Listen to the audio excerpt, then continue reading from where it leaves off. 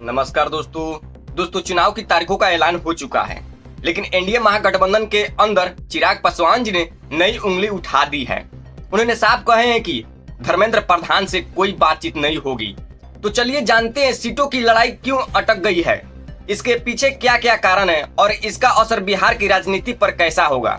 समस्या की शुरुआत चुनाव आयोग ने दिन तय कर दिए हैं, लेकिन एनडीए के अंदर सीटों की बंटवारे की झंझट अभी भी खत्म नहीं हुई।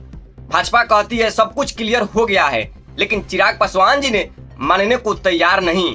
वे कहते हैं कि ये मोल तोल की प्रक्रिया अभी शुरुआती दौर में है और वे धर्मेंद्र प्रधान जी से सीधे कोई चर्चा नहीं करना चाहते हैं। उन्होंने अपनी बहनोई अरुण भारती जी को यह जिम्मेदारी सौंप दी है कि प्रधान जी से बातचीत की जाए। प्रस्तावित फॉर्मूला और विरोध। एक प्रस्ताव यह किया गया है कि एनडीए मिलकर चुनाव लड़ेंगे। कुल मिलेंगे 205 सीटें, 103 सीटें जेडीयू के लिए, 102 सीटें भाजपा के लिए। बची हुई सीटें चिराग पासवान जी, उपेंद्र कुशवाहा जी, जीतन राम मांझी जी जैसे घटक दलों को दी जाए। लेकिन इस फॉर्मूले में चिराग पासवान जी को लगता है कि उनका और उपेंद्र कुशवाहा जी और मांझी जी का नुकसान होगा। चिराग पासवान जी ने साफ कह दिया है कि वह धर्मेंद्र प्रधान जी से बात नहीं करेंगे, यानी कि जो दलवार बंटवारा हो रहा है वो उनकी सहमति से नहीं है।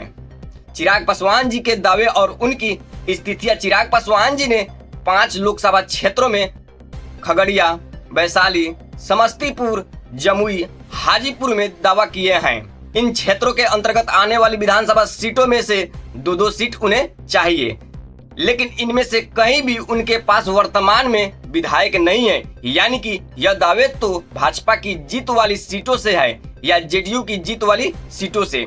ये मांगे राजनीतिक बहस को बढ़ा रही है और एनडीए के अंदर दरार की संभावना दिख रही है। एनडीए के लिए चुनौती और संभावित अवसर। अगर चिराग पासवान जी इस तरह से दावा कर रहे हैं और अपना अलग रुख अपना रहे हैं, तो इससे पार्टी के अंदर वोट विभाजन हो सकती है, खासकर उन क्षेत्र विशेष सीटों पर जहां चिराग पासवान जी प्रभाव रखते हैं। नीतीश कुमार जी के लिए तनाव बढ़ेगा, क्योंकि वे परंपरागत रूप से उन वोटर्स पर भरोसा करते हैं जो घटक दलों पर निर्भर है। भाजपा को यह देखना लगेगा कि कैसे अपनी सीटें सुरक्षित रखें और चिराग पासवान जी की नाराजगी को कैसे शांत किया जाए। क्या निकलेगा इससे? यह चुनाव केवल महागठबंधन की लड़ाई नहीं, बल्कि नेता की मजबूती, दल और वोट बैंक की वफादारी की लड़ाई है।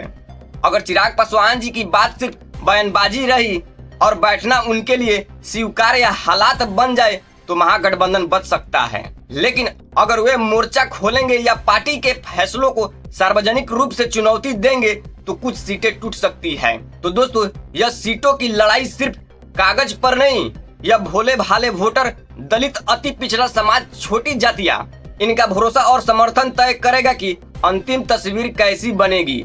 आपको क्या लगता है?